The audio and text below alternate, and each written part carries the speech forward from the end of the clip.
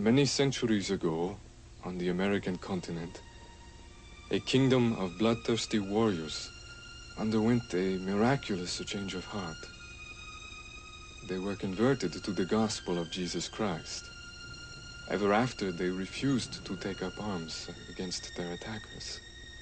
In fact, they buried their weapons deep in the earth, rather than shed the blood of their brethren. They would give up their own lives.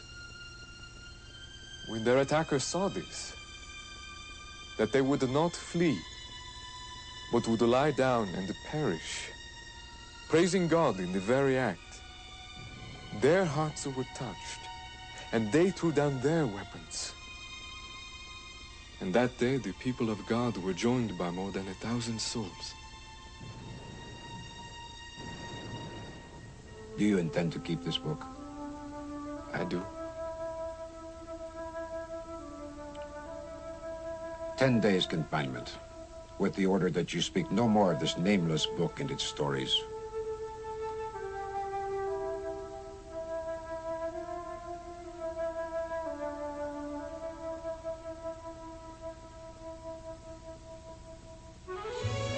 After the war, I returned to New York City, where I met an old friend who was a pastor of my former church and who knew the history of my troubles. He felt I had been unfairly dealt with, and he began interceding for me with members of the synod. I was finally admitted to the congregation as a lay member.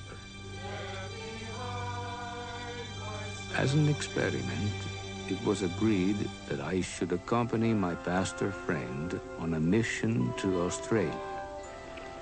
In Sydney, we met some Italian immigrants who had serious questions about certain gospel translations in various editions of the Bible. My minister friend was unable to satisfy them and referred them to me. I understand your concerns. There are errors in translation, but through the grace of God, there are other sources, in addition to the Bible, from which we can learn the words of the Savior. Other sources?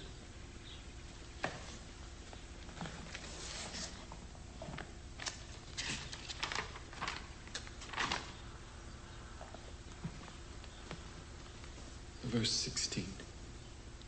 And other sheep I have, which are not of this fold, them also I must bring, and they shall hear my voice, and there shall be one fold and one shepherd. Who are these other sheep?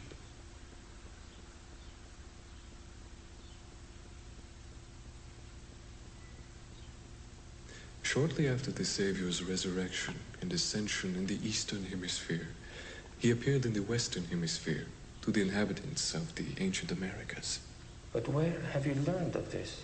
I have a book which contains the words the Savior preached to these people. He healed their sick, performed miracles, preached his gospel exactly as he had done in Palestine. This knowledge was sweet for them, but very bitter for my colleague. At first, he bore with me, but I could not resist the strong urge to preach the divine truth. And finally, he denounced me in his reports. Again, the synod put in force their previous judgment, and I was forever out of the sect. Soon after, I returned to Italy.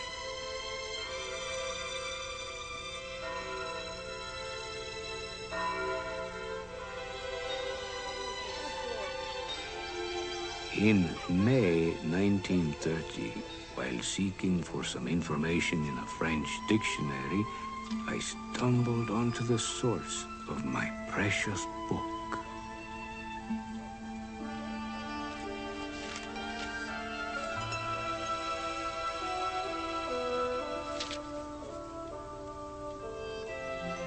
I read the words carefully and found that a Mormon church had been established in 1830 and that this church operated a university at Provo, Utah. I quickly wrote to the president of the university and asked for information about the remainder of the book that talks of Nephi, Alma, and Mosiah. He passed my letter to the president of the Church of Jesus Christ of Latter-day Saints, and in another month I heard from President Heber J. Grant.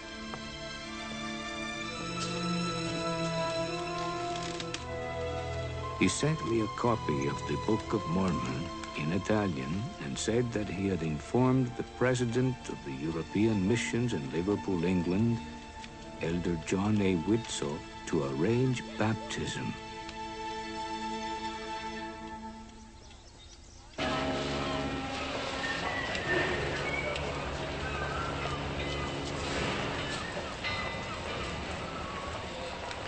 On June 5th, 1932, Elder John A. Widsoe of the Council of the 12 came to Naples, intending to baptize me.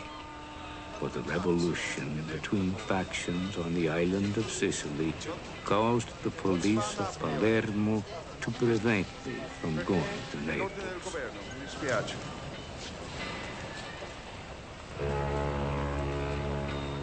And I had to wait for another chance, like Moses, in anticipation of the promised land.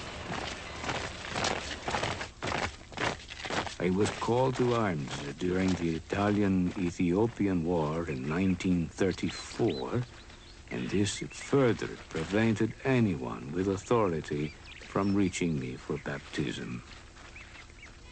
After the war, my name was placed on the mailing list of the Millennial Star, and in 1937 I started correspondence with President Hugh B. Brown of the British Mission.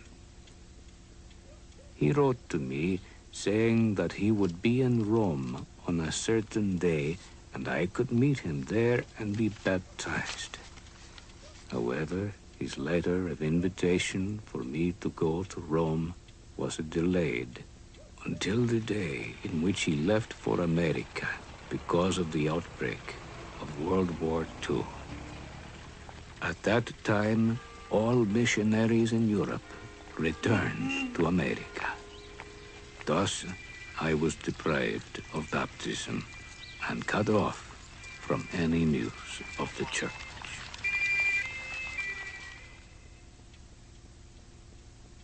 I remained a faithful follower and fervent preacher of the gospel of this dispensation. I had the copies of the standard works, and I translated chapters into Italian and sent them to persons of my acquaintance.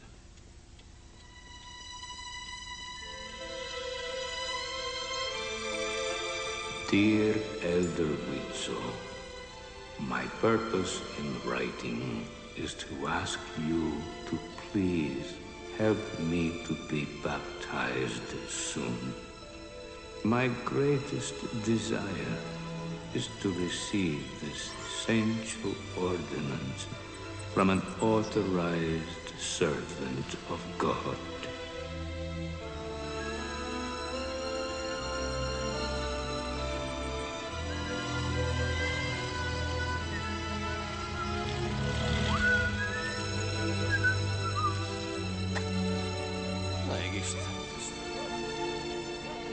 Vincenzo! Vincenzo!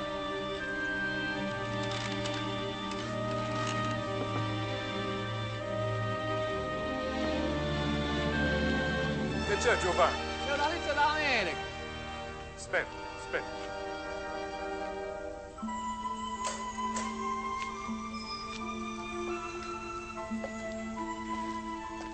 Ti saluto, me ne vai. Grazie, Giovanni.